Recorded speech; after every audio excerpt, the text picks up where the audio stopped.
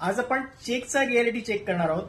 अर्थात 4 ऑक्टोबर पासून रिझर्व्ह बँकेने आपल्याला सांगितलंय की तुमचा चेक हा सेम डे वटणार आहे। म्हणजे सेम डे जर तुम्हाला कोणी चेक दिला आणि तुम्ही जर तो बँकेत भरला तर त्याच दिवशी तुमचे पैसे त्या बँकेत जमा होणार आहे। चेक ट्रंकेशन सिस्टीम ही सध्या लागू आहे, म्हणजे अर्थात सीटीएस हे सध्या लागू आहे। त्यामुळे किमान आज चेक दिल्यानंतर 2 दिवसानंतर चेकचे पैसे तुमच्या अकाउंटमध्ये जमा होतो, म्हणजे चेक 2 दिवसानंतर क्लिअर होतो। पण रिझर्व्ह बँकेने आता 4 ऑक्टोबर पासून सेटलमेंट ऑन रिअलायझेशन हे नवीन सुरू केलेले आहे। त्यामुळे अवघ्या काही तासात हा तुमचा चेक वटणार आहे। तर आज आपण त्याचाच चेकचा या रियालिटी चेक करणार आहोत। मी आज तुम्हाला चेक दाखवतोय। चेक मी आजच्या तारखेचा म्हणजे 9 ऑक्टोबरचा भरतोय आणि इथून झाल्यानंतर आपण बँकेत जाणार आहोत आणि बँकेत आजच आपण चेक देणार आहोत। तर तुम्ही चेक बघू शकता।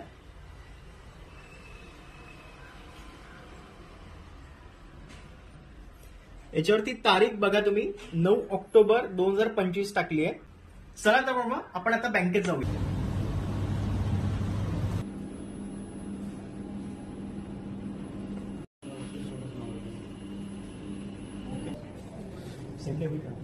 सर उद्या सकाळी जाईल, मग ते संध्याकाळपर्यंत येऊन जाईल। पण आज आहे आपलं नवीन सेटलमेंट लागू झाले। सकाळी काय 11पर्यंत ना 10 आमच्या इथून 10:30 त्यांना खूप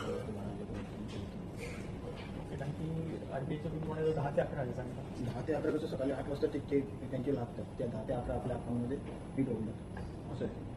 आपल्याकडे 10:30 पर्यंत पोहोचलं पाहिजे की 10 पर्यंत पोहोचलं? 10 ते 10:30 पर्यंत पोहोचायला पाहिजे। मग ते इथून जातात ते दुपारी 3 ते 4 वाजेपर्यंत आपल्या अकाउंटमध्ये फिट होऊन जातात। मग आता उद्या हो, आज 10 तारीख आहे आणि आज मी पुन्हा बँकेत चाललोय।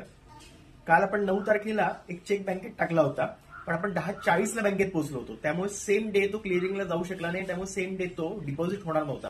आज डॉट 9:30 ला मी बँकेत पोहोचलो। काल उशीर झाला होता आपल्याला, तरी आज 9:30 ला पोहोचून सुद्धा बँकेमध्ये चेक क्लिअर होणार नाही असं सांगण्यात आलं। त्यामागे नेमकं काय कारण आहे हे मी काही बँक अधिकाऱ्यांशी बोललो आणि त्या बँकेतही बोललो। तर त्यांनी सांगितलं की बँकेकडे पुरेसा स्टाफ अवेलेबल नाहीये।